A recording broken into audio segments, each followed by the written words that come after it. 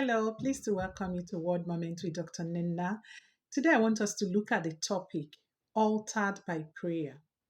Acts of the Apostle, chapter 12, gives us a beautiful rendition of what happened with the early apostles.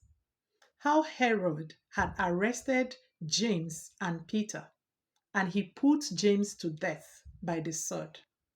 When he realized that this pleased the Jews, he also made plans to kill Peter as well after the Passover. But verse 5 said something interesting. It starts with, but the church prayed earnestly for Peter. We remember how eventually an angel of the Lord would visit the prison and offer Peter a very wonderful release. He escaped from the prison, helped by the angel of God. So the plan that Herod had for him did not come to pass.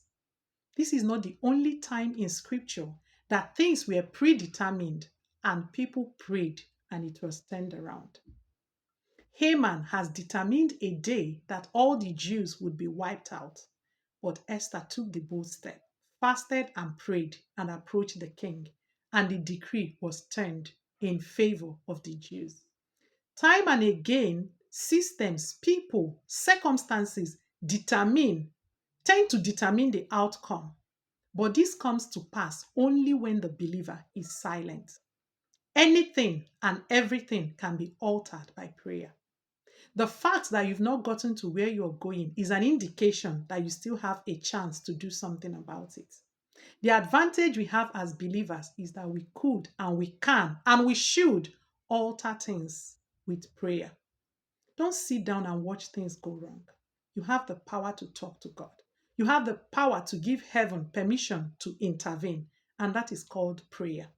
I don't know what you're going through. I don't know for how long. I don't know how you feel, but I've just come to remind you that you have some power, a supreme power, as a matter of fact, to alter things in the place of prayer.